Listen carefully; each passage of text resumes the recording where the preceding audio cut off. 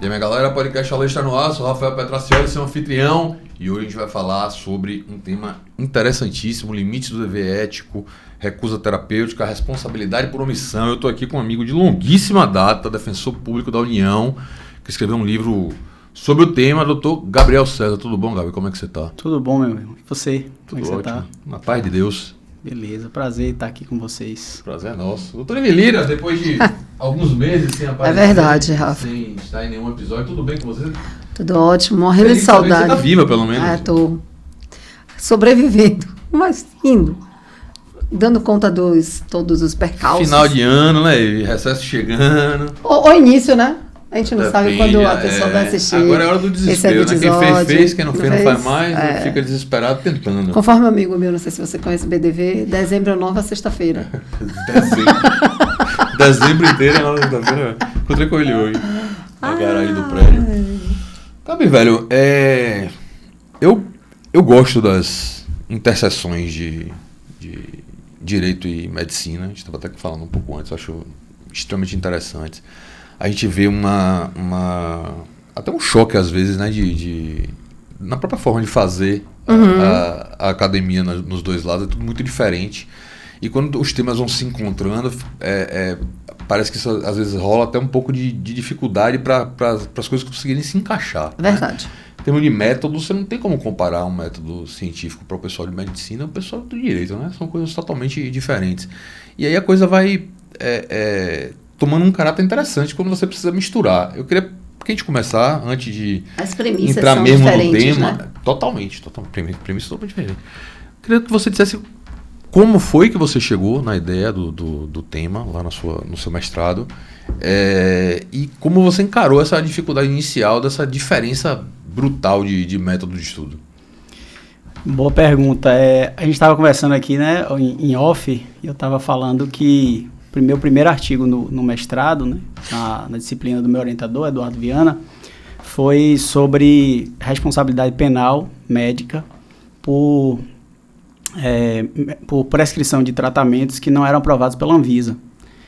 E era uma coisa que eu fiz o mestrado durante a pandemia. Esse livro é fruto dessa dissertação de mestrado. E esse artigo foi na época que estava ali no auge da pandemia, aqueles tratamentos ainda muito incertos, e teve um caso, né, que eram dois casos que esse artigo analisava de uma prescrição do kit Covid, não sei se você lembra. Lembro, daquela coisa malfadado kit Covid. Cloroquina e não sei o que, e ivermectina, remédio para um monte de coisa. Conheço gente que está tomando até hoje. Minha porra, no meio do negócio, é um negócio louco. E um rapaz, né, com um histórico de atleta, enfim, com toda uma saúde ali boa e tal, uma condição boa de saúde, tomou esse kit e acabou tendo que fazer um transplante de fígado por conta desse transplante. E a outra situação que eu analisava no artigo foi uma situação que, salvo engano, foi no Amazonas, se não me engano, em Manaus, que era de uma médica que prescrevia nebulização com cloroquina. E aí também teve uma paciente que morreu. Nebulização não sabia que tinha rolado, não. Isso foi objeto de inquérito, enfim, eu não sei que fim deu, mas foi objeto de alguma repercussão na época, saiu nos jornais e tal, e eu analisei essas duas condutas sob a perspectiva penal, né? E aí tinha que entrar nessa questão de medicamento off-label, tratamento experimental, enfim. Então foi aí que eu comecei a enveredar por essa área. Depois eu fiz uma disciplina com auxiliadora, né, que é uma grande referência aqui na Bahia e no Brasil sobre, né, direito penal médico, bioética, né, autonomia. E aí foi que eu ainda fui aprofundando, também escrevi né, um artigo em conjunto com ela sobre esse tema. E aí na dissertação mesmo eu resolvi aprofundar. E aí me fazendo esse questionamento que você fez sobre, né, onde eu cheguei, eu me dei conta, e eu acho que isso inconscientemente me levou a esse tema, de que minha avó e meu sogro, eles recusaram, né, o tratamento que era proposto e acabaram, né, falecendo da doença.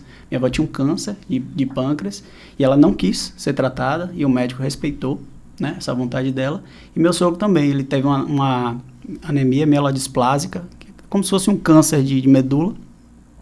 E ele também não quis fazer um tratamento que era muito agressivo. E aí quando eu estava fazendo os agradecimentos assim, eu me dei conta disso. Eu falei, rapaz, isso aí deve ter inconscientemente me levado, né? Te levado, o trabalho fala justamente sobre isso nesse livro, sobre a possibilidade do paciente decidir não fazer um tratamento que pode salvar a vida dele. E aí eu analiso a responsabilidade penal, né, do médico se ele se omite. Então, se o paciente, né, morre, se ele deixa o paciente morrer, né, se ele vai ser ou não criminalizado. Rapaz, ainda juntou estudo de uma área médica com direito, e não é qualquer direito, foi direito penal, né, que aí já vai para um caminho onde as discussões já são por si só extremamente acaloradas e densas, né? A gente não consegue ver uma dissertação... não consegue, porque sempre tem dissertação porqueira por aí, né? Mas na sua grande maioria, principalmente aqui na UFBA, você dificilmente vê dissertações no mestrado e no doutorado de quem faz na área penal algo que tem uma baixa densidade. Então é sempre um negócio muito pesado, né? Você tem ali... É uma carga de dogmática muito grande. Eu vejo até a galera que trabalha com isso, bicho. Porque tem aquela história, todo mundo foi apaixonado por direito penal na faculdade, né? Você foi, eu fui, todo mundo foi. Eu fiz OAB penal. Eu seria penalista. Eu também. Fiz OAB penal. Imagina que loucura. Hoje em dia não sei fazer uma... Eu não cheguei a fazer OAB em penal, mas eu cheguei a estagiar muitas vezes em penal. Eu estagiei no Ministério Público Federal, tive algum contato pequeno, né? Ali, inclusive foi por isso que eu fiz a OAB, porque eu falei, pô, mas a única experiência prática que eu tenho dessas matérias aqui, penal, vou fazer, e fiz, mas nunca tive nunca vislumbrei uma possibilidade de trabalhar com isso. E hoje eu vejo grandes amigos meus, penalistas, né, na verdade, o nível de satisfação, é óbvio que toda advocacia tem seus estándares e padrões, né, em que vocês estão. Eles se sentem tão satisfeitos porque eles atuam no dia a dia nos processos discutindo dogmática. Eles têm isso é uma palavra de ordem na atuação dos caras no dia a dia. Eles não estão ali só discutindo questões de fato, que normalmente é o que leva o processo para um caminho ou para o outro. Óbvio que as questões de fato estão ali, mas a dogmática é fundamental, a ponto de que os caras conseguem ter discussões realmente profundas dentro dos processos. Não fica aquela coisa que o juiz não lê, ou fica falando... Você percebe que as coisas realmente são... respondidas, o judiciário trava a discussão, aceita a discussão e leva aquilo muito a sério. Isso é de um nível, imagino que seja um nível de satisfação profissional sensacional. E aí você ainda colocou com um viés da coisa ligada ao direito médico, que é outra área que imagino que na Defensoria Pública da União você passe por isso com alguma frequência. Você vai tocar ali em situações do direito da saúde que são limítrofes das pessoas, né? Ali é entre a vida e a morte, de fato, realmente. É uma canetada de um juiz pode determinar que alguém sobreviva ou não, e não é uma coisa muito simples. Eu tô falando... transversalidade também da autonomia e da disponibilidade dos direitos fundamentais da vida, né? Eu quero sair daqui hoje para vir aprender sobre autonomia, velho. Porque é o que eu quero que esse rapaz aqui me conte do que como é que ele saiu dessa enrascada aí. Mas ainda ficando bem no comecinho, você se sentiu à vontade de travar de ter que travar, na verdade, um estudo mais profundo de direito penal novamente? E fala assim, no sentido de que, por exemplo, a gente está falando aqui de responsabilidade por conduta, por ato omissivo. No direito penal, a discussão de ação e omissão todo mundo vai ter essa discussão o tempo inteiro. O limite da linha ali, onde é que é, tal. Então, assim, o quão difícil ou pesado foi para você ter que estudar penal de uma maneira um pouco mais... E um adendo, né? Todo mundo que estuda direito penal, a conduta omissiva, os exemplos clássicos da sala de aula são sempre dos profissionais da área de saúde. Quando se fala em omissão. Então, assim, para mim foi muito prazeroso, assim. As pessoas costumam falar que a mestrado é ai meu Deus, eu sofri e tal, não sei o quê. Para mim, embora eu tenha passado por dificuldades que eu fiz na pandemia, enfim, questões em casa também, os meninos crescendo e tal, não foi esse sofrimento. Então, assim, eu gostei muito de ter feito essa pesquisa. Foi realmente uma pesquisa densa, né? Passa pela bioética, passa por filosofia do direito, uma coisa que para mim sempre foi um pouco desafiador nessa parte de filosofia. A primeira nota 1 que eu tirei na faculdade foi filosofia do direito. Então, assim, sempre foi uma coisa para mim um pouco... Será que foi mesmo professor que eu? Quem é? Pode falar. O meu era Remídio Souza. Então, foi Márcio Mafra, excelente professor, mas bem rigoroso. A culpa não era dele, né? Não foi. Eu admito que tive responsabilidade. É uma aula 7 horas, eu chegava atrasado, enfim, naquela época que você citou aí mais cedo, né? Que eu era... Sim, dividia verdade. minha carreira com a música. Estavam... Enfim, então... Para mim foi muito legal, assim, poder passear por essas áreas, né? Essa discussão sobre autonomia, paternalismo, foi muito prazeroso, assim. E realmente na parte final que eu entro nessa parte da dogmática penal, mais forte mesmo, que é o cerne, assim, né, da discussão, que é essa parte introdutória para ver onde isso vai repercutir na dogmática penal, sim. Né? Então... basicamente você tem duas formas de responder essa pergunta, né, que eu faço, né, que se existe esse dever médico de atuar contra a vontade do paciente autônomo. Então você tem a linha autonomista, né, que vai dizer que o paciente tem autonomia, né, que seria um meta-princípio, então não estaria, você não faria ponderação com outros princípios. E você tem uma outra corrente, que é uma corrente mais tradicional, que vai dizer que o direito à vida seria um direito indisponível. Então, que você não poderia abrir mão. É o fardo, o tal do fardo dos direitos humanos, né? É isso, seria um dever de existir, vamos dizer assim. Então, parte daquela ideia de sacralidade da vida, de uma existência, né, de um caráter divino, sagrado, e que você não poderia dispor desse bem, né? E aí uma outra pessoa já vai fazer a ponderação por você, porque a autonomia é justamente essa possibilidade de você ponderar qual que é o bem jurídico que é mais importante para você. Então pode ser a imagem, pode ser sei lá o quê. Então essa discussão está presente, né, nessa primeira parte, que é essa parte mais dialética entre autonomia e paternalismo, né, que é essa discussão mais bioética, até chegar lá no final. Engraçado você falar na questão de paternalismo. Eu já me debati com isso, essas questões paternalistas, lá no direito eleitoral. A gente tem uma legislação muito... Que viagem, viu? Não é viagem, não. É uma legislação que quer carregar o cidadão no colo. Coitadinho, ele não sabe de nada, nós temos que tomar as decisões por ele. E se você for começar a pensar com um senso crítico um pouquinho mais apurado, você vai ver que há uma tradição legislativa brasileira. Total. O paternalismo... em diversas questões. É um negócio assim que é espalhado, você pode falar sobre isso em diversas áreas, né? Na sua pesquisa... como um pano de fundo de algum valor que para o ordenamento implicitamente é mais importante. É isso, mas ao mesmo tempo ter esse pano de fundo... Falei do eleitoral, vou dar exemplo do eleitoral. O cara fala em nome da preservação de uma democracia lisa, você viola... nós vamos... categorizar aqui determinadas pessoas, vamos tutelar as escolhas das pessoas. E a mesma coisa perfeito, que é isso mesmo, é perfeito. Como é que você colocou esse debate? Como é que você colocou de um lado essa questão do paternalismo, que leva a uma discussão que vai ofender eventualmente ou defender um direito fundamental? Como é que foi isso para você? Então, eu parto do pressuposto no trabalho que o paternalismo não necessariamente é uma coisa ruim. Tá. Então, isso inicialmente já tem logo essa diferenciação ali do que é um paternalismo rígido, do que é um paternalismo moderado, né? Então, o paternalismo moderado é aquele caso que a pessoa não tem ali condição realmente de tomar uma decisão. Então, existem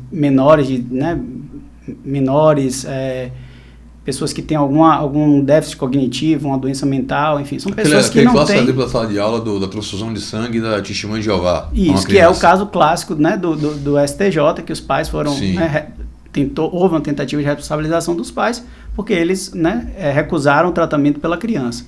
Quando, na verdade, até os pais, né, nem deveriam ter sido responsabilizados, e sim discutir a responsabilização do médico, né, que é o que eu faço justamente nesse trabalho. Então, assim... O paternalismo moderado, ele é eticamente recomendável. Então, é importante que aquelas pessoas que não têm condição de decidir, que você, de alguma forma, decida por elas, né? Elas não têm condição, muitas vezes, de tomar aquela decisão. O problema e aí a discussão está no paternalismo rígido, porque o paternalismo rígido parte do pressuposto que existem bens que são indisponíveis e que aquelas pessoas não poderiam fazer essa análise do que seria melhor para ela. Então, aí que a gente vai analisar, e eu assim, eu procurei, claro que eu já tinha uma ideia, né, de resposta, mas eu procurei analisar se de fato aquela resposta que me parecia, né, ser a mais correta, se de fato ela era melhor. Então, eu analisei todas as correntes novas de paternalismo, neopaternalismo, né, a obra de Martinelli, enfim, muitas correntes novas do paternalismo, para ver se alguma daquelas ali poderiam responder de outra forma aquela pergunta que eu estava fazendo. Então, assim, é um trabalho que parte desse pressuposto, assim, de muito respeito para essa corrente, assim, sabe? Embora não seja, né, a corrente que eu adote no meu trabalho, mas eu realmente me aprofundei sobre ela para poder, né, me certificar de que, de fato, não seria a melhor resposta, na minha concepção. Aí agora é uma limitação minha. Eu tenho dificuldade em enxergar essa divisão entre esse paternalismo rígido e o mitigado, né? Relativizado, soft element. Porque, vamos lá, no paternalismo mais soft, você, como você mesmo falou, há uma busca de se tomar a decisão pela pessoa por conta da ausência de alguma possibilidade de um julgamento correto da situação por ela, para que ela mesma pudesse decidir. Mas veja, você está fazendo isso em homenagem a um bem jurídico. Sim. Né? Vamos supor, direito à vida. Aí chegou lá e falou, não, esse cara aqui, nessa situação, ele não pode decidir sobre o direito à vida. Na rigidez, você já coloca o direito fundamental que estreia no fim, você já coloca ele desde o começo como algo indiscutível. Não vou nem conversar sobre esse assunto. A diferença é só essa, porque veja, dos dois lados você está tomando a decisão pela pessoa. Então, assim, no núcleo da ideia da coisa, da noção de paternalismo mais básica, digamos assim, menos desenvolvida, menos rica, as duas situações estão cobertas. As duas situações acabam tendo a consequência final idêntica, né? A decisão não foi tomada pela pessoa, ela foi trazida, foi posta pelo ordenamento ou por uma lei ou por uma decisão judicial, não importa. Para você, essa diferença vai... Você diz assim, não, eu vejo aqui, é isso aqui que diferencia. Basicamente o que você falou está correto, né? A diferença é isso. Paternalismo soft, a pessoa não tem autonomia, então ela não tem capacidade de decidir. E no outro, a pessoa tem, né? Ela tem capacidade, é uma pessoa autônoma. E aí, claro que existe a diferença entre você ser autônomo e você ter capacidade, né? Você tem situações que você é autônomo, mas está ali temporariamente impossibilitado, ou o inverso. Mas, no caso, a diferença é basicamente essa. No soft, né, no moderado, aquela pessoa ela não tem autonomia. Então, não tem uma ponderação ali a se fazer, porque a autonomia ali não está sendo discutida. Então, no momento que um pai, né, toma uma atitude, né, toma uma decisão pela criança, aquela não é a decisão da criança. Então, não necessariamente aquilo atende o melhor interesse dela. Né? Então, por isso que o Estado muitas vezes pode, né, tomar, né, a decisão por aquela criança. No caso que você falou do testemunho de Jeová, né? Então, esse é o ponto, né? Se aquela pessoa tem ou não capacidade de exercer autonomia. Se ela é autônoma ou não é autônoma. E aí então, se você pensar no exemplo, né, um exemplo clássico que é do estupro de vulnerável, aquela pessoa com menos de 14 anos, ela não tem capacidade de consentir ou não com a prática sexual. Então, por isso você criminaliza a pessoa que tem a prática com ela, você considera que ainda que ela tenha dado um consentimento, que esse consentimento não é válido. Então, esse é o exemplo clássico. A presunção, né? A presunção, né? Pode ser. Aí vai ter os casos, né, de jovem com entendimento maduro, enfim, tudo isso a gente deixa de lado essa discussão no trabalho e a gente parte do pressuposto que a gente está falando ali de pacientes capazes, né? Pacientes que têm capacidade, têm autonomia não plena, porque isso é praticamente impossível, mas que tem uma... Que, na verdade, vem essa visão do exercício pleno da autonomia num contraponto a uma visão do ordenamento no aspecto civil. A gente caminha de que a autonomia ela é protegida e preservada, ainda que se discuta discernimento. A grande questão do direito civil hoje é a possibilidade de manifestação de vontade. Então, a autonomia não estaria muito no sentido da consciência, da presunção ou não. E, de certa forma, também é uma demonstração do ordenamento de elevação desse valor das liberdades, né, da manifestação de vontade. Eu não consigo analisar E quando o Rafael começou a dizer assim, quando a gente fala do paternalismo, eu me lembro do direito eleitoral, e eu falei, que viagem. É porque eu não consigo pensar num aprofundamento desse tema sem que haja uma abordagem transversal nos direitos humanos, nos direitos da personalidade, né? Porque, inevitavelmente, existem situações que você não tem como deixar de fazer ponderações de interesse. Sim. Só que não existe um interesse estándar, não existe um interesse padrão que caiba na vida de todas as pessoas. Então, mas aí é que está a questão da rigidez. Nessa hora, o ordenamento jurídico, ele coloca esse standard na vida de todo mundo. Olha, isso aqui não pode, isso aqui é absoluto, isso aqui é absoluto, isso aqui é absoluto, não discuto, acabou o ponto final, você não pode gerir isso aqui. Eu lembro que eu perguntei uma vez na época da faculdade, quando estava se discutindo essa questão do direito à vida, o seu nível de absolutismo. Eu falei, vem cá, então quer dizer que se o cara cometer suicídio, ele só não vai ser punido porque ele morreu. Porque em tese ele estaria cometendo um ato ilícito. Né? Ele estaria atentando contra um direito que não está disponível para ele. Até porque nem a tentativa de suicídio é ilícito, né? Pois é. Você imaginou? Agora, ela pode não ser típica, mas por uma análise de onde você tem que o direito à vida ele é absoluto, seria um ilícito. De natureza, não sei, mas um ilícito. E a própria Constituição, ela excepciona, né? Quando ela trata, por exemplo, da pena de morte, em caso de guerra. Né? Então, é uma exceção ali, o direito à vida, que a própria Constituição faz, né? Então, como é que você vai sustentar dentro do ordenamento jurídico essa indisponibilidade? E aí você falou também da questão da dignidade, né? Dos direitos humanos, e a autonomia, ela é exatamente expressão e fundamento de dignidade humana. Sim. Né? Então, assim, ela é um valor que está ali axiologicamente, né, no topo ali.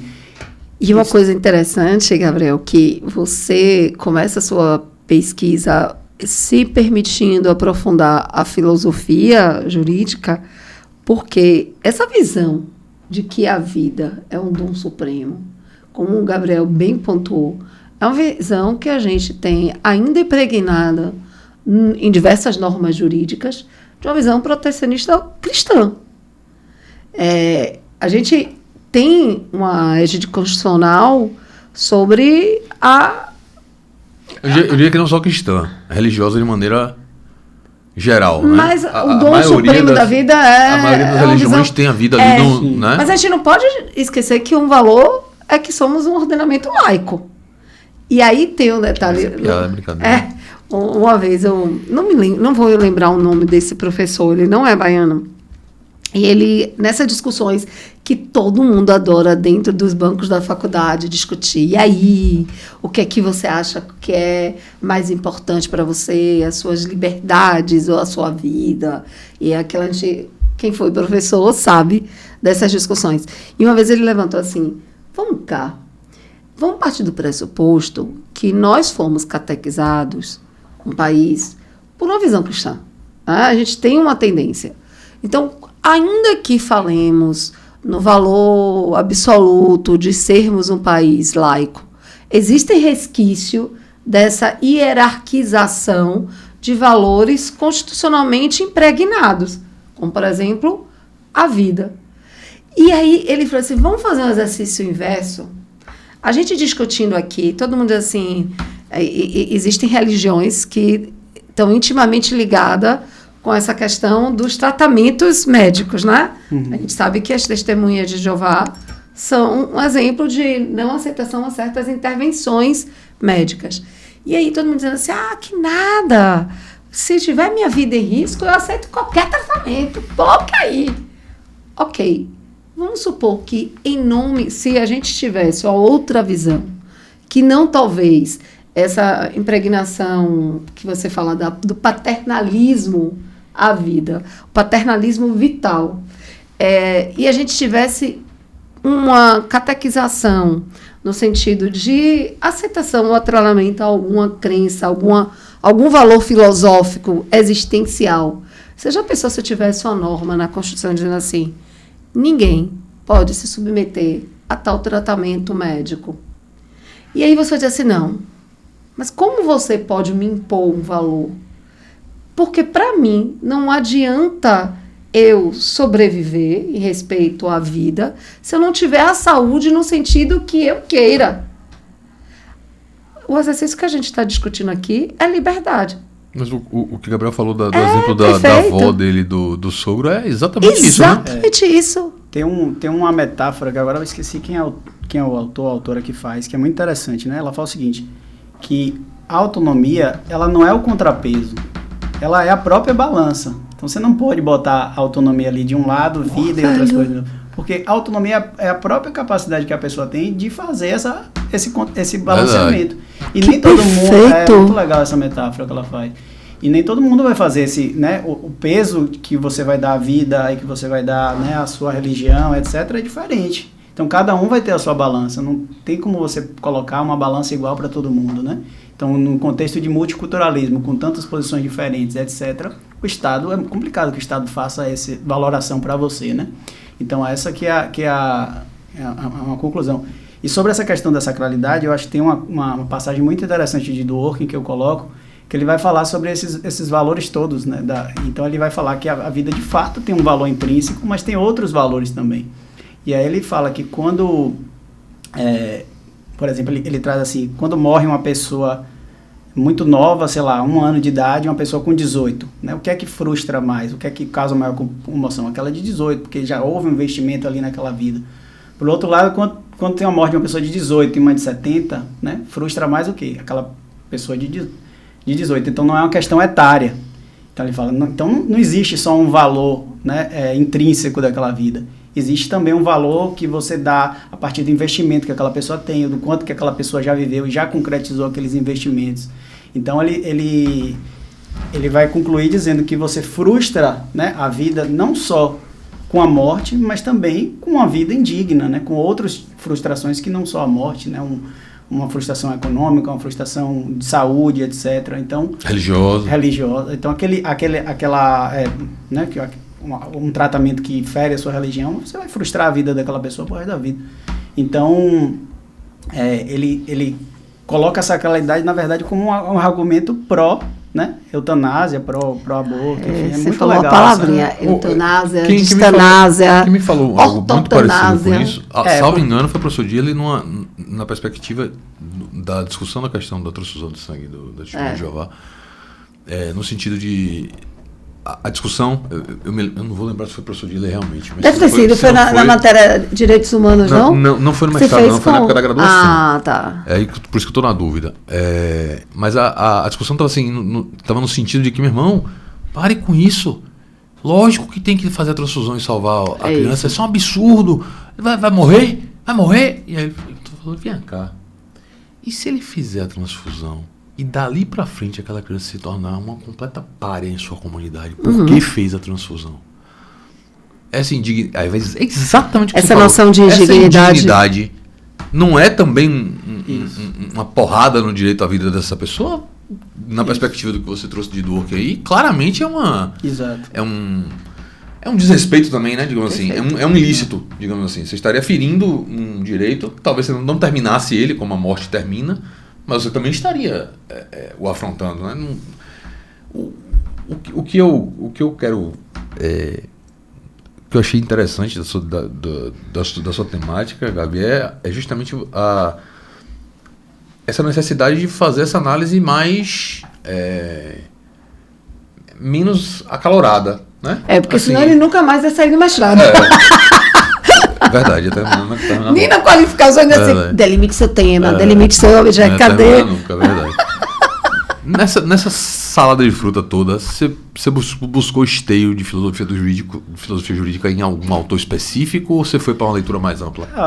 Acho que a principal obra que fala sobre isso é Kant, né? Então tem bastante coisa de Kant, né? Que vai falar bastante sobre autonomia, então tem ali umas passagens, mas tem também essa passagem de Dworkin, tem algumas discussões aí interessantes sobre isso, né? Você se sentiu confortado quando você encontrou determinadas respostas num estudo de filosofia jurídica? Rapaz, sim. E eu acho que para mim assim foi um crescimento também. Eu não tenho pretensão de lecionar, não é tanto minha praia. E eu queria justamente ter essa possibilidade de sanar alguns gaps que eu tinha na minha formação, assim, sabe? E essa formação, né, filosófica era justamente... A aula de filosofia do direito, que 7h30 da manhã. Que eu tomei então eu tinha essa pretensão de compreender um pouco mais, sabe? Essas obras mais clássicas. E aí, Dá essa volta por cima na filosofia do direito. Exato, dizer assim, tá vendo? Você me deu mas... Agora eu vou levar meu 10. Mas só voltando aqui à questão que Ivo falou, né, da palavrinha eutanásia, é porque a recusa terapêutica, quando você recusa e você tem a possibilidade de ter cura, é considerado como uma eutanásia passiva, né? Então, é o deixar morrer. Então, considera-se, né, ali que há uma espécie de eutanásia passiva. Que é a distanásia, né? Eu não me lembro mais desses termos. Não, a eutanásia passiva, tem a eutanásia ativa, a eutanásia passiva, e você vai ter a ortoeutanásia, que é em relação ao paciente terminal, que está fora, porque Sim. já é ok, já considera-se que o paciente terminal, ele pode fazer essa opção, já não tem muita discussão, e a distanásia é quando você prolonga. Prolonga, né? A vida, é verdade. Se o médico, né, se colocar-se contra aquele tratamento, ele pode incorrer numa distanásia, né? Aquela recusa, né? Se ele estica demais o tratamento, prolonga desnecessariamente, tratamento fútil, né? Ele vai estar fazendo ali um prolongamento que pode gerar algum tipo de sofrimento para o paciente. Gabriel, e às vezes acontece por opção da família, né? Esse tema é tão massa. E você falou eu não quero deixar passar uma expressão que você usou. Quando você falou assim, não, a ortotonásia já é amplamente normalizada. Deixa eu fazer uma pergunta. Se talvez a dificuldade, e eu acho que há um certo receio do mundo jurídico em se posicionar sobre temas tão delicados como o que a gente está discutindo nesse episódio de hoje, mas há uma leniência normativa no sentido de que a gente sabe que essas regulamentações de condutas médicas ficam altamente ou exclusivamente a par de regulamentação do Conselho Federal de Medicina. Então, assim, quando você fala a ortotanásia hoje é aceita por quê? Pelo ordenamento? Existe uma norma jurídica que diga, não tem problema nenhum, ou se a gente também nessa seara se faz valer de normas do Conselho de Classe Médica? Bom, sua pergunta é interessantíssima. Em relação... Viu, Rafael? Em relação... Eu não estou ouvindo, mas quando eu estou ouvindo... BTV vai ficar morrendo de ciúme à distância. Em relação à ortotanásia, tanto há uma resolução do Conselho Federal de Medicina, né, que regulamenta e diz que é aceito, que o médico realmente deve, né, adotar esse tipo de conduta, quanto doutrinariamente também é algo que é aceito, né, algo que é... Então, tanto aqui quanto na doutrina da Alemanha, é muito tranquilo isso aí. Mas, assim, quando você coloca sobre essa... e aí já é diferente na questão do paciente grave, né? O paciente terminal, ele não tem cura, ok. O médico não vai insistir naquele tratamento porque vai ser uma distanásia. Mas quando o paciente é grave, e aí, especialmente quando está em risco iminente, que aí que é o termozinho que há a preocupação, né, do Conselho Federal de Medicina, aí já é uma discussão, porque o Conselho Federal de Medicina, ele manda o médico atuar, e aí ele inclusive coloca como dever, ele fala que o médico deve atuar, não somente pode atuar, porque o Código de Ética Médica falava em possibilidade, mas a resolução 2232 que fala da recusa terapêutica vai falar em dever de atuar. Então, se ele está em risco iminente, ele não pode dizer, não me transfunda e tal, o médico tem um dever de atuar. E há uma interpretação, né, do artigo 146, parágrafo 1º, se não me engano, enfim, que é o constrangimento ilegal, ele também vai trazer essa palavrinha do constrangimento do risco iminente e vai falar que o médico, né, se ele atua contra a vontade do paciente, ele não pode ser responsabilizado. Então, existe essa interpretação mais tradicional de que esse sem consentimento pode ser contra o consentimento do paciente. Então, assim, de fato, existe essa discussão, não é uma coisa que eu tirei da minha cabeça, ou que né, é uma discussão que existe, né, que de fato existe, está posta, e que tem uma preocupação também eu não acho que seja uma coisa assim, que é só um medo ou é só uma demora. Existe realmente uma preocupação com relação à banalização desse tipo de situação, e aí por um desvio, né?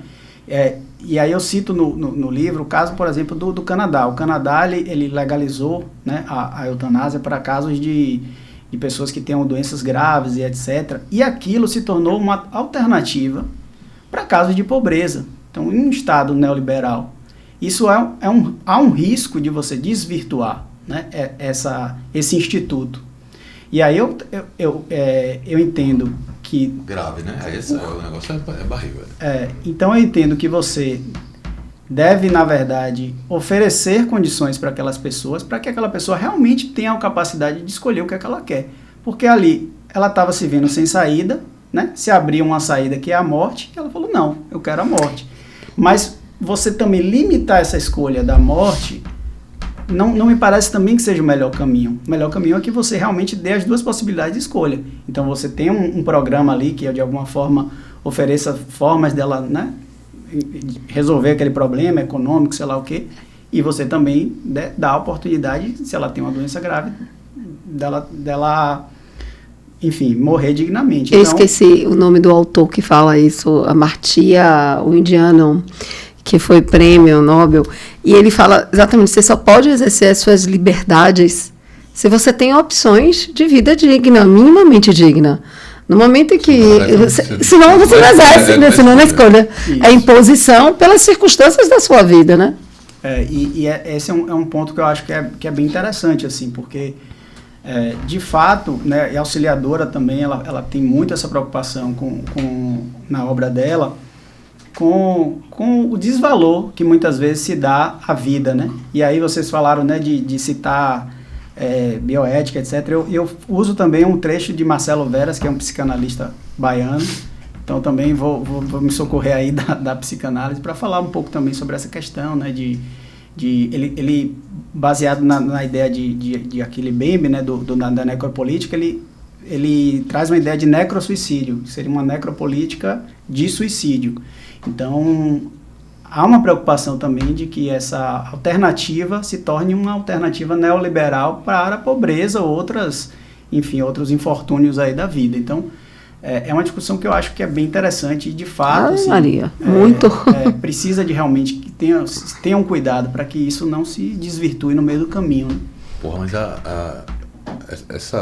esse nível de desvirtuamento é uma fela da putagem sem tamanho, né? O nível de você transformar as coisas nesse patamar. Não estou dizendo que não aconteceria, não. É óbvio, como você falou, dentro de um Estado neoliberal, meu amigo, tudo pode. Tudo é possível, tudo pode. Tudo vai se justificar, tudo vai se arrumar algum nível de recurso argumentativo para justificar que algo aconteça. Mas, para mim, é impensável um negócio desse, velho. Agora, Gabi, eu vi que você, no livro, você trouxe exemplos, né? Você tratou ali de algumas situações concretas.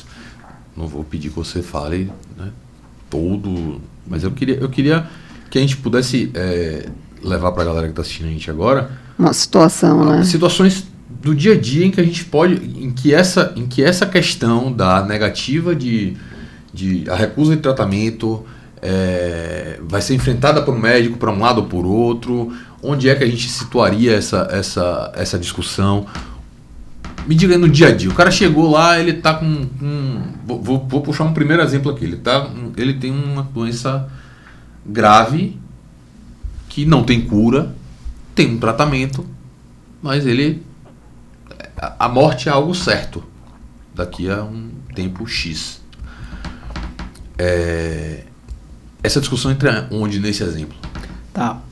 Antes de responder, eu acho que é legal o que você falou, e essa é uma preocupação muito grande, que é essa linha de pesquisa né, do meu orientador, que é Eduardo Viana, que é a preocupação que ele tem de toda a tese, enfim, toda a dissertação, ela procurar resolver um problema da vida real, sabe? Sim. Não ficar naquela viagem... No mundo da academia só. Preso na caverna lá e etc. Isso é muito massa. Então, ele né, é um ponto assim, crucial no trabalho dele, na linha de pesquisa dele. Que é a função social da ciência, né? Você procurar resolver alguma coisa, um problema real. Então, assim, é um ponto de partida. Então, de fato, existe esse problema hoje. O problema mais comum, que a gente já, né, discutiu aqui, são os casos dos testemunhos de Jeová, que muitas vezes se recusam à transfusão de sangue, né? E aí, com o crescimento e com a popularização das religiões evangélicas e, consequentemente, da testemunha de Jeová, isso já hoje já é mais aceito, enfim, os médicos já têm uma outra visão, procuram respeitar mais essa vontade, mas existem outras situações. E aí, são 2 casos práticos que eu coloco para resolver, que a primeira é de uma pessoa, 2 casos que foram levados ao judiciário, né? Então, um idoso hanseniano que tem uma infecção e ele recebe uma indicação de amputação dos membros, do membro, né? Da perna e tal, senão ele iria evoluir para uma infecção generalizada e falecer. E aí ele fala, não quero amputar e, enfim, não tem um resultado exatamente no julgado, mas eu dogmaticamente lá presumo que ele morreu.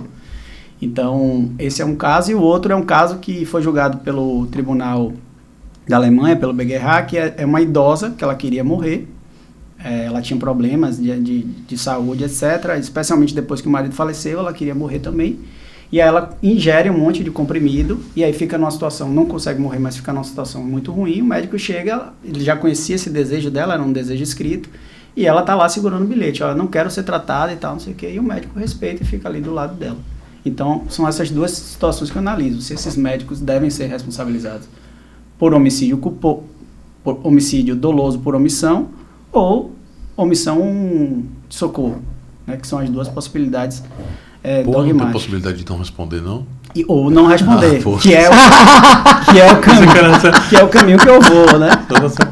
Que é o caminho que Pois esses 2, eu gostei dos 2 exemplos. Agora, eu não falei que eu não vou querer que você dissertasse tudo do livro aqui, mas agora lascou, vai ter que falar. Vamos lá, mas assim, eu recortei bastante o tema. Então, assim, esse caso que você falou, assim, de uma pessoa e tal, que tá ali no estado, não sei o que, não tem cura, esse é o paciente terminal.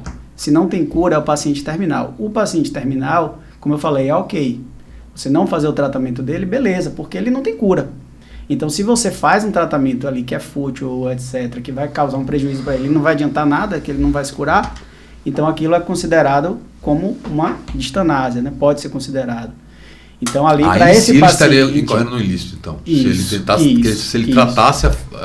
Tá, entendi. Então, para esse paciente, é recomendado o cuidado paliativo, que é uma espécie também de eutanásia, né? A eutanásia, ela tem 2 sentidos. Um sentido é aquele ali de você aliviar aquela situação, que é o cuidado paliativo, e outro sentido é que você antecipar a morte, você, né, injeta uma substância letal, enfim, algo desse tipo. Então, a gente vai falar do paciente grave, aquele paciente que tem cura. Tá. Ele pode ser curado. E ele fala, não, eu não quero ser curado porque o tratamento é muito pesado, ou porque vai ferir minha religião, sei lá o quê. Ele fala, não quero ser curado. Então, é esse paciente que eu estou falando, entendeu? O grave. O caso do senhor com hanseníase dos dois casos. Era bem claro. Que ele grave, mas tinha tratamento. Que era amputar o pé. Eu, uma vez nesses estudos aí de direitos humanos, eu li um caso que eram essas pessoas que andam com algum documento ou alguma medalha escrito, né?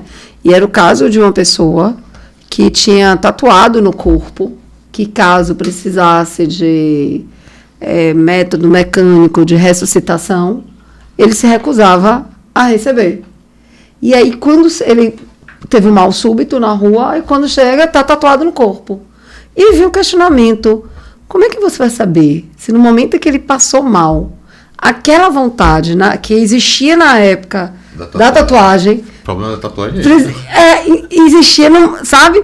É diferente do caso que Gabriel traz, que a pessoa estava segurando estava manifestando a vontade naquela hora. Naquela hora. Sim. Mas assim, imagine as vontades que eu já tive na vida, nem sei não tem hoje, né? Isso vai levar para uma outra pergunta, Gabi. Na verdade, o exemplo que me trouxe. O que o médico tem que fazer para não ser...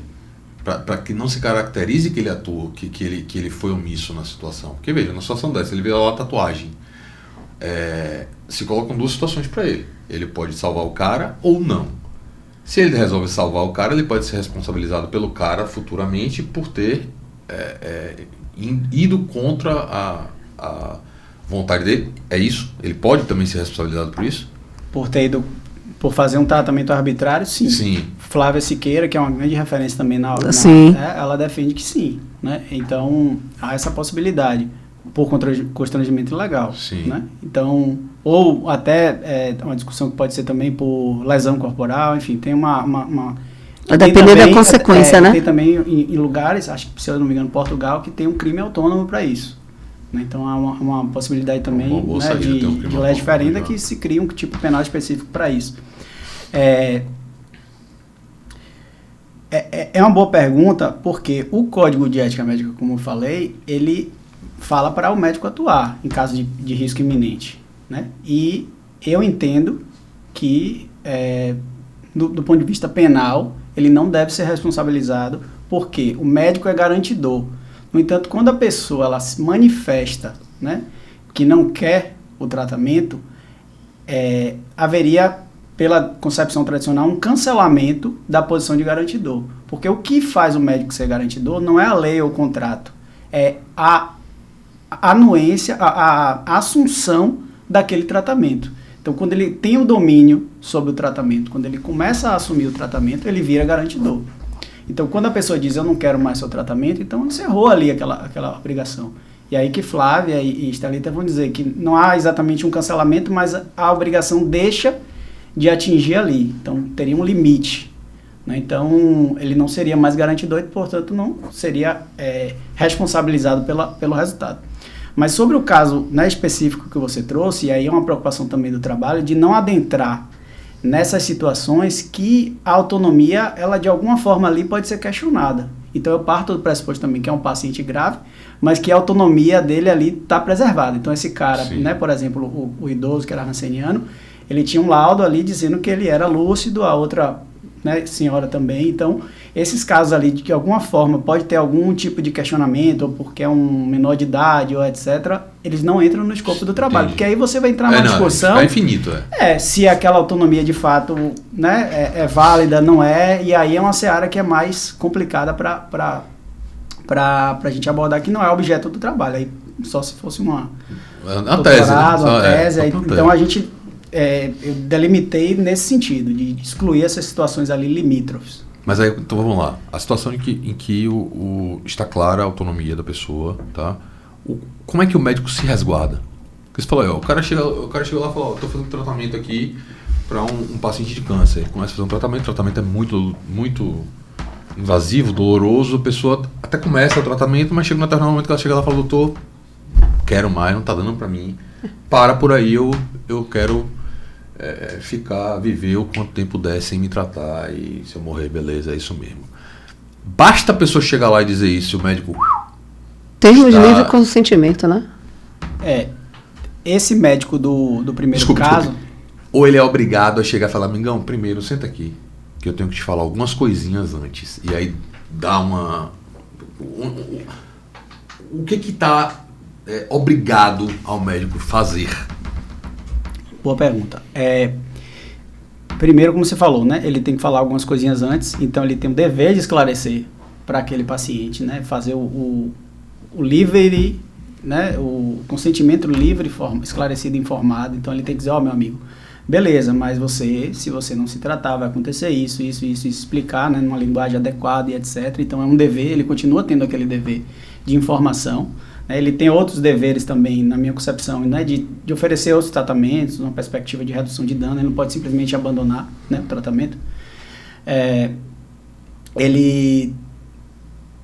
Esse primeiro caso que eu falei, que é o caso do ranceniano, da amputação do pé, o médico procurou o Ministério Público. Ele procurou o Ministério Público para o Ministério Público ajuizar, e essa é uma ação civil até, ajuizar uma ação para poder suprir esse consentimento e fazer o procedimento. E a ação foi julgada improcedente. Então, assim, há os conselhos de ética também, né, dos hospitais, que ele de alguma forma pode se procurar para se resguardar, de dizer, tô com essa situação aqui e tal, como é que... Então, assim, de uma perspectiva mais prática, eu acho que seria essa forma de se resguardar. Embora, né, procurar o Ministério Público, dogmaticamente falando, eu acho que não mudaria em nada a situação, e é isso que eu falo no meu artigo.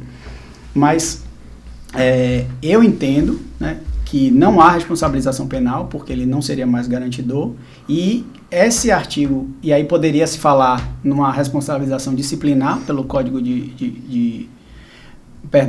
pelo Conselho Federal de Medicina, né, porque tem, como eu falei, a resolução que manda ele atuar em caso de risco iminente, mas eu entendo que esse artigo ele não seria constitucional. Então, que é um entendimento inclusive de Flávio Siqueira também, que esse dever de atuar contra a vontade não seria compatível com a Constituição. Então, seria uma possibilidade, se ele for responsabilizado, dele utilizar essa linha de defesa. Mas é difícil, né? Porque qualquer lado que ele for ali, ele pode ter algum problema jurídico. É isso. Então, assim, eu acho que pensando numa perspectiva mais prática, né, enquanto a celeuma ali não está resolvida, seria isso, né, procurar um conselho para tentar respaldar naquela decisão, enfim, conselho de ética, levar aquela situação para ele, de alguma forma, encontrar algum respaldo. Porque realmente não é uma questão passiva. Eu fico pensando em algum tipo de notificação, sabe, sei lá, o cara chegou lá, o médico fala, ele notifica pegar o livro de conselho, dele, pega né? a assinatura do cara e notifica o conselho, ó, o paciente chegou aqui e está se negando o tratamento, tá aqui o termo de consentimento dele, e aí, entendeu? Porque assim,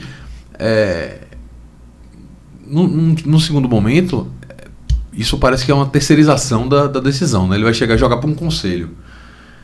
Eu não quero nem entrar nessa seara a quem caberia esse poder decisório, assim, né? Porque você vai entrar numa discussão sobre autonomia médica que também não é fácil de se ter.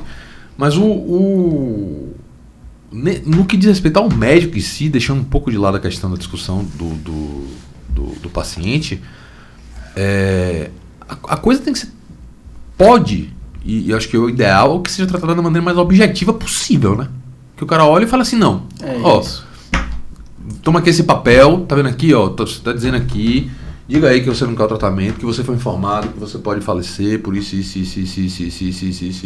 pronto, e pega aquilo dali, se resguarda, e é isso, né? Eu acho que é por aí. Como o Ivo falou, né, essa questão do próprio conselho se autorregular vai gerar uma série de problemas, né? E aqui eu estou tentando responder numa perspectiva assim, muito mais prática do que jurídica, porque esse medo que o médico tem, né, de muitas vezes se omitir e de ser responsabilizado por isso, pode gerar, né, e aí aliado a um contexto de um judiciário que muitas vezes ele é mais paternalista, pode gerar um contexto de que o médico entenda que ele deve agir daquela forma e fique com medo de se omitir.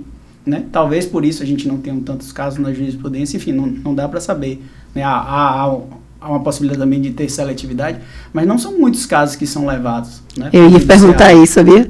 E a gente ouve muito falar da responsabilização por uma ação do que efetivamente por uma omissão nesse sentido, isso, de você ter descumprido a minha vontade, né? Isso. Eu acho que a situação que a gente está tratando aqui é mega limítrofe, né? A pessoa dizendo assim, olha, eu não tenho interesse de viver se for dessa maneira, com esse tratamento. A gente está falando disso, a pessoa está abrindo mão da existência dela. Isso é um limite do limite para um monte de discussão. Talvez isso fique muito... Isso chegue pouco ao judiciário, porque isso fique muito bem firmado entre as partes. E aí você vai para uma visão de que o judiciário não é necessário para estar arbitrando tudo da vida, não. Pessoas podem simplesmente acordar suas vontades e aquilo ali ser simplesmente respeitado. Fugir aquela ideia de que contrato existe para ser quebrado. Não, contrato existe para ser cumprido, não é o contrário. E a gente tem que caminhar nesse sentido. O médico chega e fala, cara, é o seguinte, se você fizer isso, você vai morrer. É isso que você quer? Então eu vou respeitar a sua vontade. E aquilo ali não gera uma demanda judicial, porque tá todo mundo fazendo o seu. É isso. Entendeu? A auxiliadora ela vai falar exatamente isso. Não deixa de ser autonomia se aquela decisão ali ela é tomada em conjunto. E é o ideal que aconteça, que as decisões sejam tomadas em conjunto. Porque se você tem ali um acordo, aquilo não vai ser levado ao judiciário.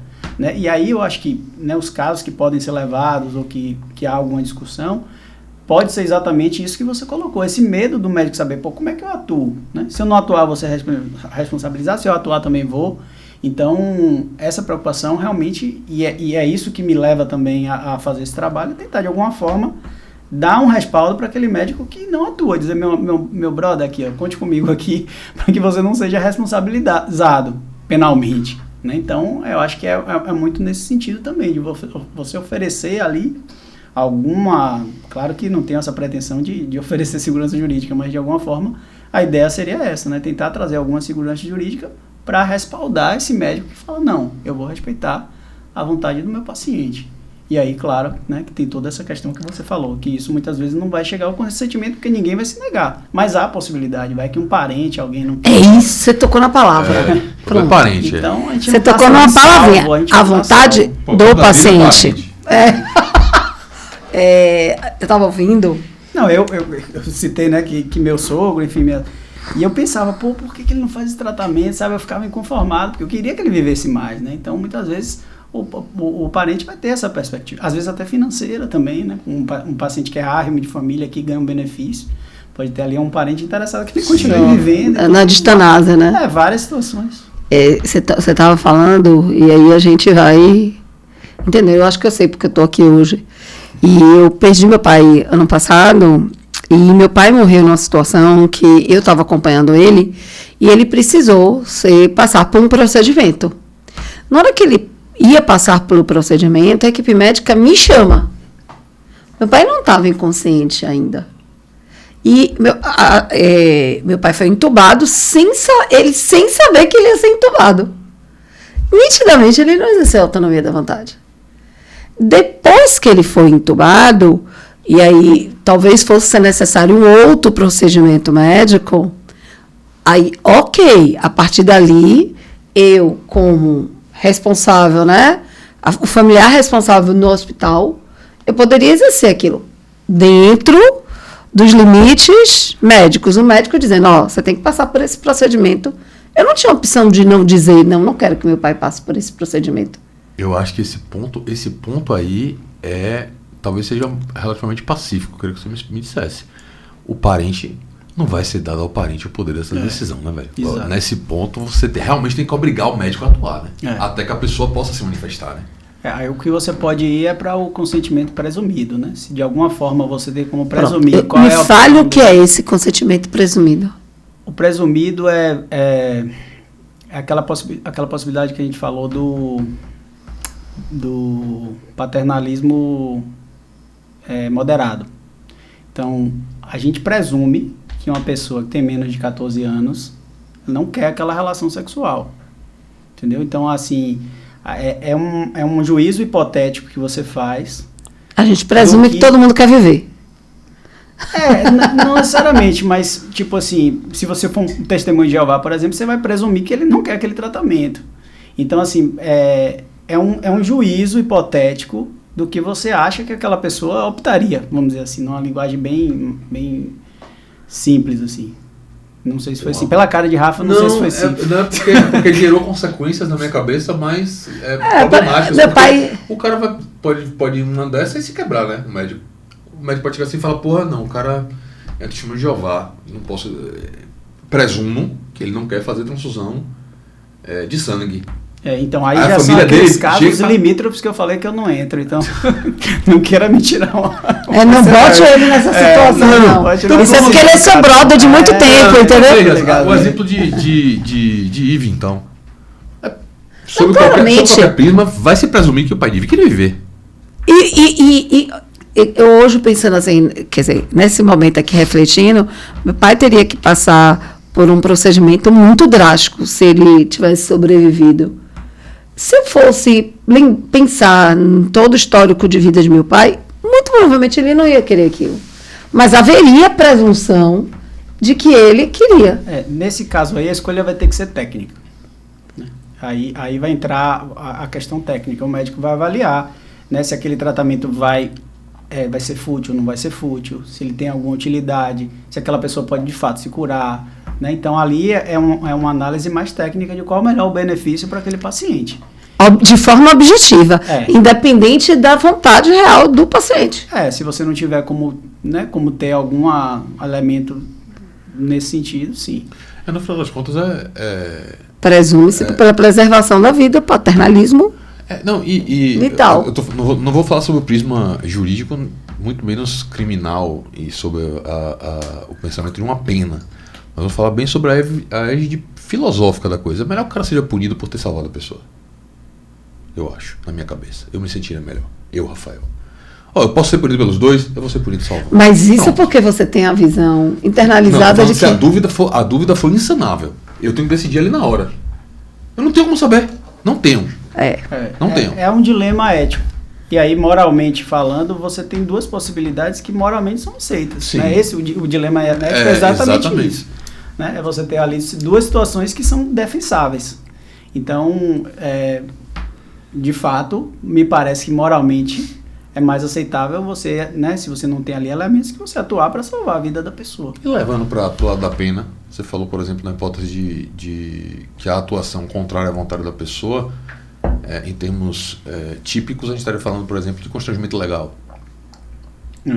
Até a pena é uma diferença grande. Você tratar de homicídio doloso por omissão e você pegar a pena por constrangimento legal. Falou penalista. Eu presumo, né? Não é possível que a pena de constrangimento legal seja maior que o homicídio, né, velho? Então, até o próprio Código Penal já fez um julgamento de que caminho você... da conduta mais reprovável, digamos assim, né? A conduta mais reprovável é a que leva para a morte. Entendeu? Até porque nós temos uma tradição paternalista, né? E tem uma Minaí também, né, auxiliadora, ela é uma referência para mim, e ela fala também uma coisa que eu acho interessante, né? A gente tem um atendimento, um sistema de saúde que é tão difícil, né? Muitas vezes as pessoas até serem atendidas, que você discutir essa coisa de autonomia num sistema desse, muitas vezes é um privilégio, porque até você conseguir o atendimento já é difícil. Então, talvez por isso também que essas questões muitas vezes não são... e aí a preocupação também, né, de você valorizar a vida, porque às vezes no sistema único de saúde, que é onde as pessoas são, né, mais atendidas, são outros valores ali, né, que estão em disputa. Então, às vezes, a pessoa quer ser atendida mesmo, né? Ela quer ser tratada e não consegue. Então, às vezes o tratamento já é um ganho, né? Então, e por isso que precisa ter esse cuidado, porque você tem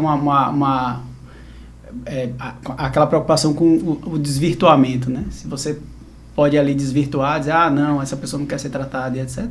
Isso pode ser um atalho, vamos dizer assim, para você deixar pessoas morrerem que podem ser curadas. Então, isso no sistema único de saúde também ganha outro viés, né? Outras preocupações.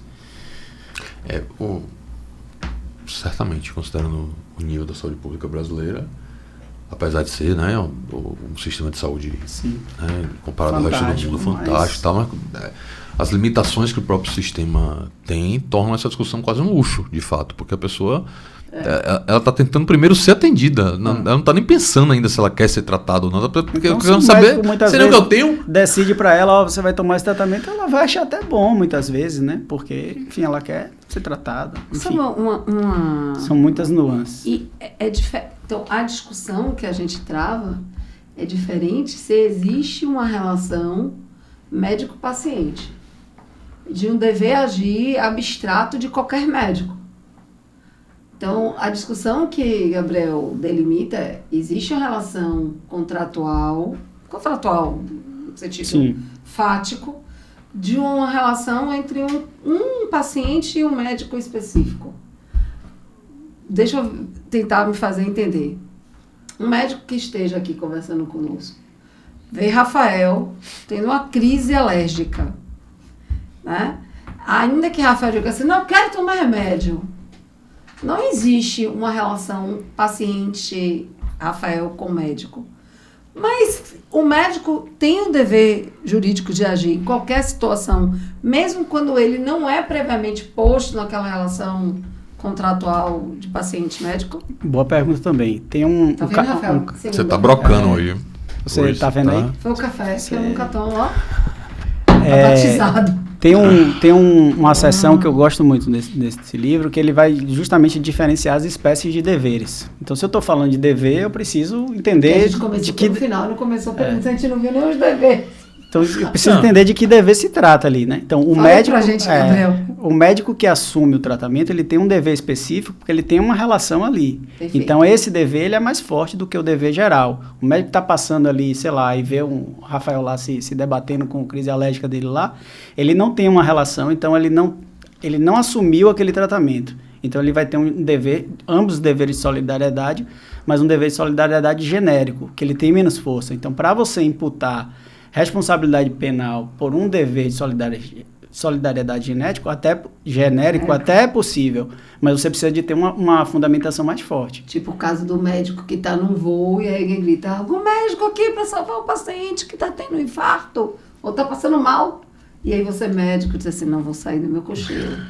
Aí a gente é mais apropriado falar em omissão de socorro, porque é um dever de solidariedade geral, que você tem, porque aquela pessoa está ali numa situação de infortúnio e tal, mas não porque você assumiu aquele tratamento daquela pessoa. Sim. Aí é totalmente A figura do garantidor não existe nessa hora, né? No geral, não. No geral é aqui no específico. Exatamente. Na verdade, há um ato volitivo do médico de assunção da situação de obrigado, né? Ele tem que querer ter tomado aquela postura, senão... Porra, imagine, o cara tem que ficar 24 horas por dia respondendo por questão de omissão. Onde ele passa e tem acontecendo alguma coisa, ele tinha que fazer alguma coisa. Porque a gente parte do pressuposto, né, que a gente vive num estado liberal, certo? A gente tem, claro, características de um estado social, de bem-estar, mas os deveres mais proeminentes num estado liberal é o dever de eu não interferir de eu não te lesionar, né? Então, eu não tenho, em regra... vai ter alguns, mas um dever de te ajudar, né, que é o dever positivo, de fazer algo para você. Vão ter alguns, vão ter o dever de pagar tributo, etc., de testemunhar, mas em geral, né, a gente tem o dever de não interferir na esfera do outro. Então, para eu ter o dever... Né, é um dever negativo, um dever de... Isso, dever negativo e dever positivo. Dentre os deveres positivos, os deveres de solidariedade. Então, que numa sociedade também, né, liberal, é menos comum do que numa sociedade onde você tem ali uma linha mais comunitarista, né? Então, para você ainda imputar a responsabilidade, você precisa de ter uma fundamentação. Então, essa fundamentação, no caso do garantidor, é essa assunção do tratamento. Então, é esse ato de vontade. E aí você domina aquela situação. Então, né, vai ter uma corrente que vai falar dessa assunção de vontade e essa do domínio, mas que a assunção leva ao domínio, então não é tão diferente assim. Rapaz, é um universo complicado, né? Porque porque você vê, em algumas situações o médico pode, por exemplo, fazer essa manifestação de vontade de maneira geral sem saber o que vem. Exemplo, o médico de uma emergência. A partir do momento que ele se dispôs a trabalhar numa emergência, ele se colocou na situação de quem vai atender pessoas em situação de emergência. E que aquilo é um dever dele. Né? Mas ele não se comprometeu, por exemplo, com o IVE, que entra naquele ambiente com uma emergência X. Ele se comprometeu de maneira geral. Né? Então, o que chegar ali, ele tem que dar cabo. Mas ali eu acho que é uma situação específica. Eu acho que é mais genérica mesmo. No sentido de, velho, se você se colocou nessa situação, você se colocou na situação de plantonista de uma emergência. Você está se colocando na situação de garantidor de quem quer que entre por aquela porta. Sim, é isso, mas o cara deu entrada na admissão naquele hospital para aquela emergência, entrou na sua responsabilidade. Você não teve um ato volitivo específico para aquela pessoa, mas você deu um ato volitivo geralzão. Talvez isso sirva para amenizar uma análise de culpa, de nível de culpabilidade, talvez. Né? Talvez. As condutas, nesse caso, tem para ser penalizado, para que haja responsabilidade penal, tem que ser dolosa, né? Ou pelo menos pré-ter dolosa. Não, eu acho que... Cabe por negligência, né? Ou imperícia, né? Poderia se admitir culposo. Tem um artigo de Estelita que ela fala muito bem sobre essa coisa do plantonista, né? Se o plantonista, por exemplo, falta o plantão, ele aí não assumiu... Não assumiu praticamente, né? E aí? Então, aquele médico que estava lá no plantão, ele pode largar e dizer, não sou mais responsável. Eu vi um caso essa semana, alguma reportagem, que era um médico que estava sobre aviso, e aí chega uma paciente precisando de um parto, de emergência, e aí as pessoas do hospital começam a ligar, doutor fulano, tá vindo? E ele no bar, tô indo. Ele foi, mas ele demorou 5 horas entre a primeira ligação ou tentativa de contato até efetivamente começar o parto da pessoa que veio a falecer. Nitidamente é um caso de omissão. Essa discussão é muito interessante porque é o seguinte, a doutrina tradicional brasileira, ela entende que o médico, né, a obrigação do médico, ela advém de lei ou de contrato. E aí, Flávio, enfim, outros doutrinadores mais, né, de uma outra corrente vão dizer o seguinte, você não pode trazer uma obrigação penal através de uma lei que não seja penal. Uhum. Até pelo critério da tipificação, né? E a omissão de socorro, a omissão, né, o delito omissivo, ele tem a mesma pena do delito comissivo. Então, você precisa de ter uma fundamentação suficientemente forte para você equiparar aquelas coisas. Então, é problemático você colocar uma obrigação ali penal através de um contrato. E aí, eles trazem um exemplo que é muito interessante, que é o exemplo da babá. Você contrata uma babá lá para sua filha, não, que sua filha já é grande, né? Mas, sei lá, para contratar, para cuidar de uma... Tem um neto, pronto. Tá cachorrinha. Pronto, para sua neta lá. Você é avô de pet, velho? Sou avô de pet, velho. Cacete. Não fui pai de pet, eu já pulei pra outra. Avô de pet. Imagina. Que fase, velho. Mas, enfim, vamos supor que você tava lá com sua filha pequena e contrata uma babá. Sei lá, no meio do caminho...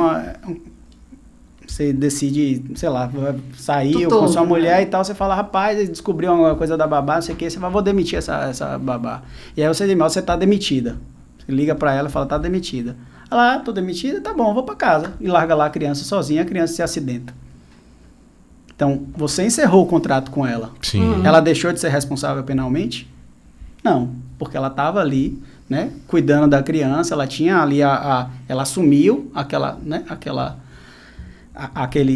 o domínio ali sobre aqueles riscos e é o suficiente ali, né? Independente se ela tem... Ou se você pensar num vizinho, por exemplo, você não tem contrato com o vizinho, você deixa a sua criança ali com... Ou aquela mulher lá de Pernambuco, né? Que estava cuidando do filho da patroa, né? Ela não tinha contrato de cuidar, né? Daquela menina, mas ela estava ali numa situação fática que ela passou ao cuidado. Enfim, eu não conheço muito o caso, talvez, não sei se eu estou falando besteira, mas... O que importa é se você está, né, dominando ali os riscos e você assumiu aquele cuidado, não se você tem um contrato ou se a lei te obriga a isso.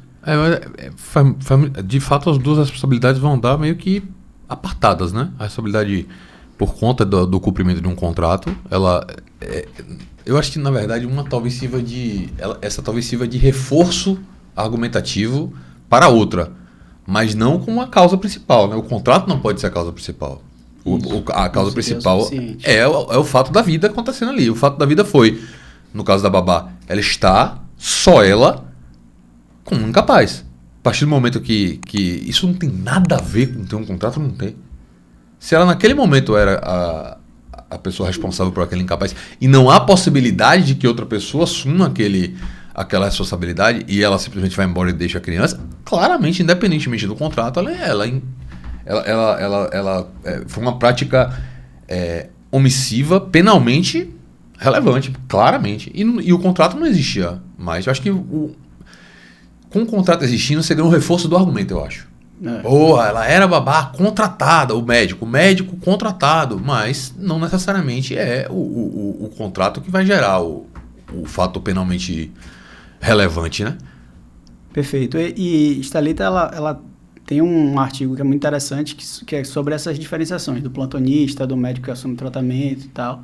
E, enfim, eu opto por seguir essa linha aí essa linha mais moderna, vamos dizer assim, que entende que a assunção do tratamento, né, o domínio ali sobre aquelas situações é que vai gerar ou não a responsabilidade penal e não o contrato à lei. Bom, Gabi, seu estudo acabou indo para o lado de, como você mesmo falou, né, de tentar trazer algum nível de segurança jurídica, inclusive para a figura do médico diante desse tipo de situação, né?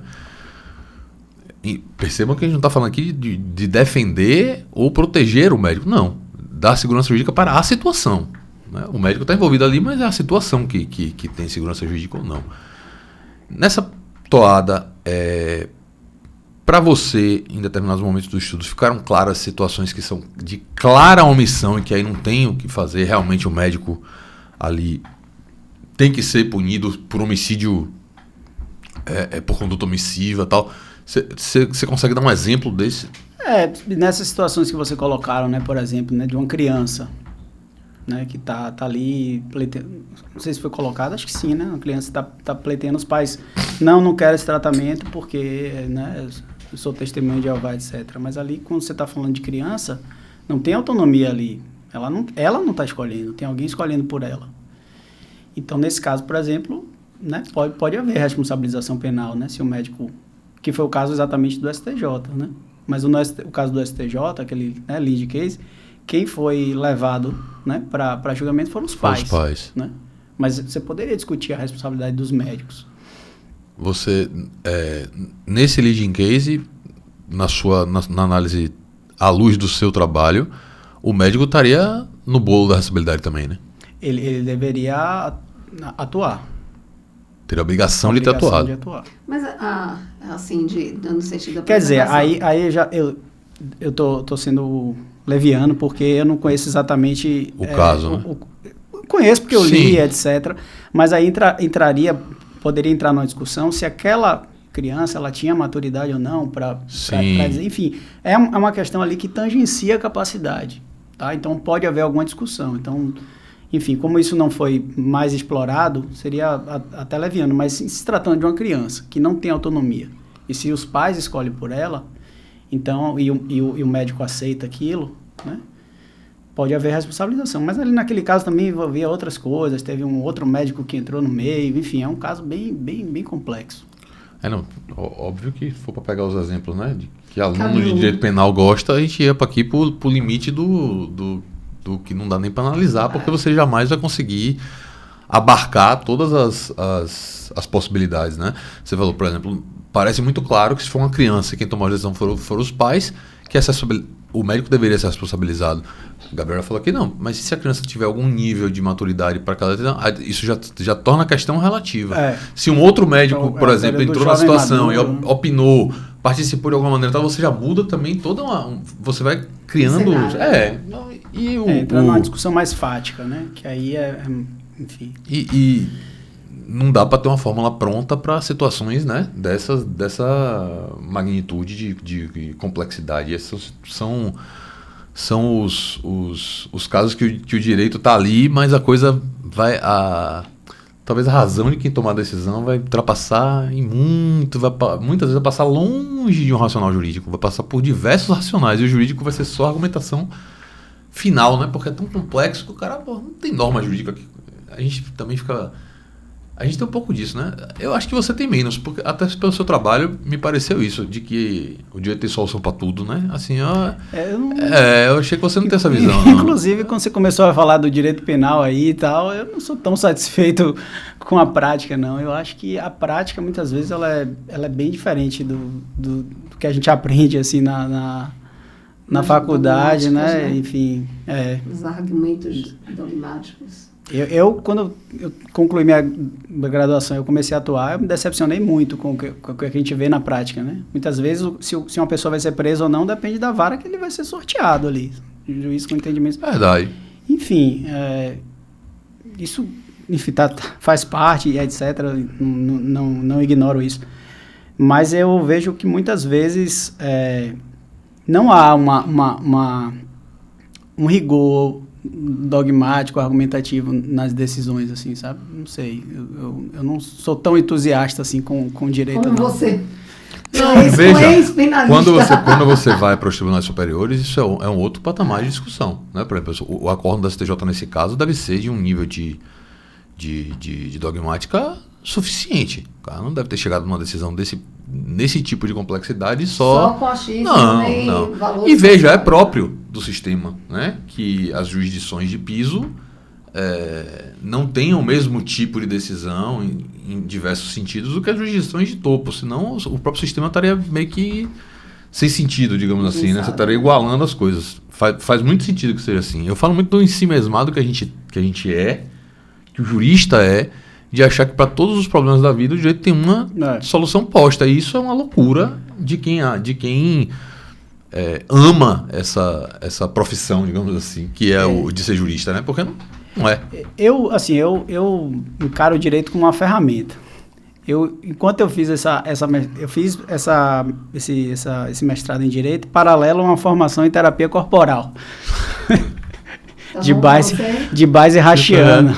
Então, assim, eu não atendo, eu só atendimento social, etc., com parte do estágio.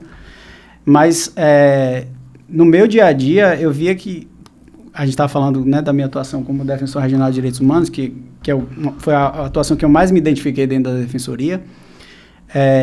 Muitas vezes, o que aquele assistido, o que aquela comunidade precisava, estava muito além do jurídico. Às vezes era só uma orientação, que não deixa de ser jurídica, mas enfim, era um acompanhamento, uma presença mais ativa ali, você ter o Estado ali do seu lado. Enfim, então, é uma questão de comunicação, às vezes precisava de, enfim, sei lá o quê. De acesso a uma política pública. Eu acho que tem algumas atuações jurídicas, a de defensor, claramente, extrapola o jurídico com uma frequência imensa. Existem diversas situações que o seu trabalho não é jurídico. Você, às vezes, tem até um pouquinho jurídico ali, mas você provê outros tipos de soluções e de amparo para as pessoas que procuram. O né? Jurídico clássico, né? Contencioso e etc. Petição e não sei o quê. Tanto que a nossa própria lei da defensoria vai falar que o que você tem que primeiro fazer, né, a prioridade é você fazer a resolução extrajudicial do conflito. Eu já fiz muita quando eu fui defensor estadual lá em Linhares, peguei muita família, sei lá, que trazia uma situação que não era uma situação jurídica. Eu lembro de uma senhora uma vez que foi reclamar comigo que eu acho que era filha, se não me engano, estava levando o namorado para dentro de casa. Aí eu podia chegar e falar, senhora, isso aqui, tal, não vou atender a senhora. Eu peguei, botei as duas lá e comecei a fazer mediação das duas lá e tal, e eu não lembro como, tem muito tempo isso. Mas interessante que provavelmente viram até como uma coisa, né? Eita porra, defensor, tá... A menina ter falado, não, peraí, deixa eu... Não, várias vezes também na vara de família, os acordos emperravam porque, às vezes, o pai bebia, né, consumia bebida alcoólica e a mãe não queria que ele consumisse bebida alcoólica. E aí travava aquele negócio. Então, muitas vezes, você vai fazer ali aquele papel, enfim, que não é exatamente o papel do defensor, ou que pode ser, mas que não é visto classicamente como, né, aquele direito mais clássico, jurídico, contencioso, enfim. Acho e aí você procurar alternativas. Essa parte é mais vocação, né? Eu acho. Você ouvir, né? E aí se aproxima muito com a minha formação que eu fiz de psicoterapeuta corporal. Você ouvir, muitas vezes você ser uma pessoa ali que se mostra interessado pelo problema daquela pessoa. Eu acho que isso é o principal. E cuidar, né? Eu acho que minha vocação de vida, vamos dizer assim, é cuidar e tentar melhorar um pouco a vida das pessoas, não só a minha. Eventualmente forçar uma solução jurídica é o caminho menos desejável, né? É o pior, é pior. Por vezes, sim. E às vezes é difícil você explicar isso. Já fui chamado em uma movimentação de militância de bairro para convencer as pessoas de que ajuizar naquele momento não era a melhor saída, porque as pessoas queriam ajuizar. Então, às vezes, também você é mal interpretado, quando você fala, rapaz, não vamos ajuizar agora, que isso pode... Porque as pessoas ainda têm uma fé grande, assim, de que vai resolver o problema. E, às vezes, né, quem trabalha na área sabe que não vai, né? Às vezes, piora. A fé de que o judiciário vai resolver é uma doideira mesmo. É difícil. No setor privado também, você ter conversas com clientes que levem para o caminho da não judicialização também são um caos. Solucionar o conflito. Mas eu acho que no privado tem uma diferença pelo seguinte: se o seu advogado privado está falando para você que não vai entrar, eu pelo menos já vou confiar mais nele. Porque é interessante para ele entrar, financeiramente falando. Sim. O defensor não. Você entende? Pode parecer que é assim, que é má vontade. Mas ao mesmo tempo o cara pode... Não, eu acho que existe um consciente coletivo de que a beligerância é a solução. De que existem sempre interesses opostos. e de que não há possibilidade de solução de conflito, mesmo que haja interesses opostos. Eu acho que isso é cultural. E aí, no caso do privado, o cara pode não se satisfazer com sua resposta, ele pode procurar outro advogado. Isso é verdade. No caso do assistido, Não. a única opção que ele tem é a defensoria, né?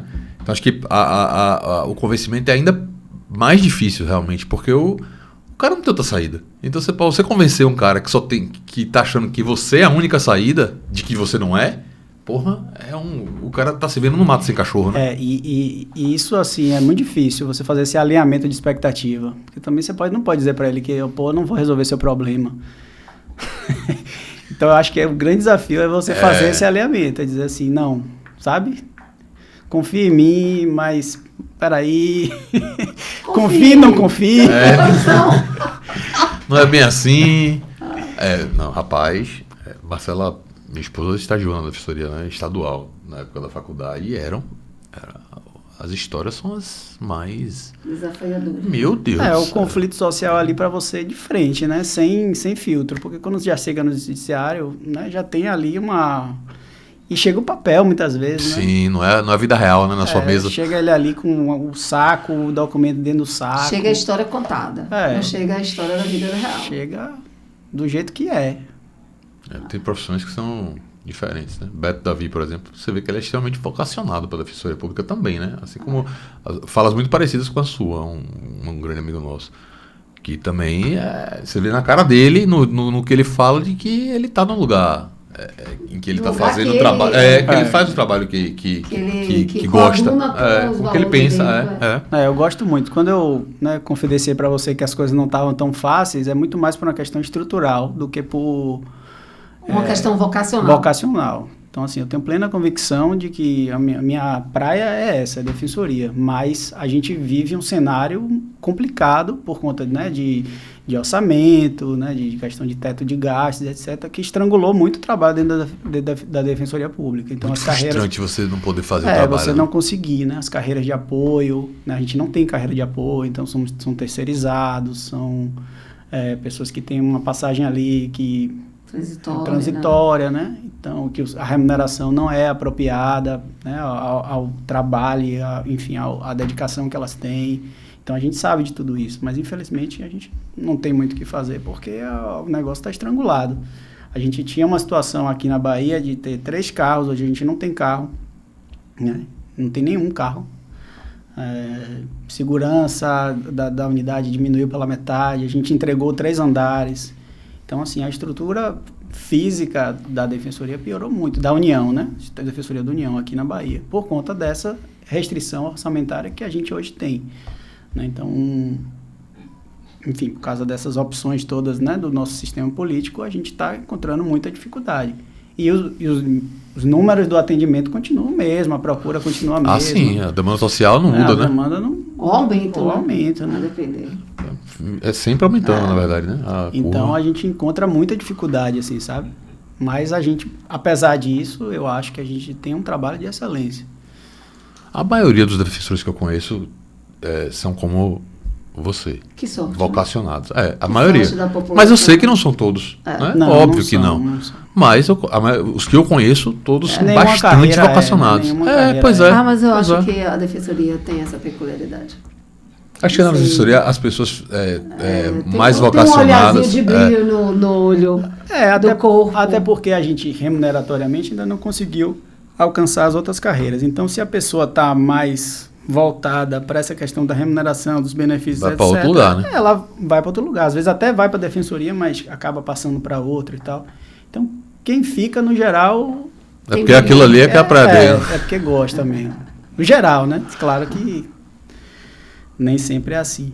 Porra, amigo. Obrigado, viu? Foi Obrigado massa. Espero que você tenha gostado. Gostei. Eu achei massa. Gostei do seu livro, gostei de suas explicações. Passou rápido, né? Nem pareceu, né? Que a gente ficou mais de 1 hora batendo papo aqui. Pareceu um baba. Foi mesmo. Foi rico. Eu achei extremamente rico. Muitas discussões passaram de filosofia a direitos humanos.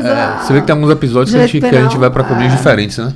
Parabéns, velho. Foi massa. Obrigado, mesmo. Né? Valeu mesmo. Gostei também. Só faltava um cachaçinha, essa gente vai ficar aqui, ó, debatendo sobre Já que o é mais dezembro é sexta-feira, né? Então é a nova sexta, dezembro inteiro é a nova segundo sexta. PDV, no dicionário de PDV. Você volta, né, nego? Se eu te chamar de novo? Volto. Então pronto. Fé em Deus. Então é porque foi bom. Muito obrigado. Muito obrigado pelo convite aí. Espero que tenha sido bom para você, como Então, foi para foi mim. ótimo. Fique tranquilo. Você que era meu aluno de futebol, né? Então a gente já tem essa intimidade, né? É, fã de música. Eu tava ali sempre, né? Por perto. A parte do futebol é mentira. Só de se olhar para as duas pessoas, você percebe quem aqui dava aula para quem aqui. Doutora Evelira, obrigado por ter vindo hoje. Até Você vem no próximo? Venham, Rafa. Venham. Você tá falando assim convicta, com base em quê, pelo amor de Deus? Com perspectiva de ciclo Porque no novo, histórico não é no histórico, né? Não. Com perspectiva de ciclo novo, eu tenho perspectiva sempre ser uma pessoa melhor. Rapaz, vai virar o ano, você vai continuar a mesma sacanagem, pra chegar em dezembro, ano que vem, falar a mesma coisa de novo. Não, sacanagem. Galera, eu vou estar aqui com certeza semana que vem, viu? E tô brincando, o Ivi também vai estar. Espero que vocês tenham gostado tanto quanto a gente. Eu acho que esse é um dos episódios que eu mais gostei nos últimos tempos. Assim. Foi muito bacana, né? Muito legal. Discussão se você profunda, gostou, você se inscreve aí. Tem o negócio do sininho que você aperta, que é quando chega o episódio você já fica notificado. Se gostou, pode botar o seu like aí. Se você quiser fazer comentário, fica à vontade, mande pergunta. Se mandar pergunta, eu passo para ele vai me responder. Eu boto para você lá no comentário do YouTube. E semana que vem a gente volta. Valeu, obrigado, tchau.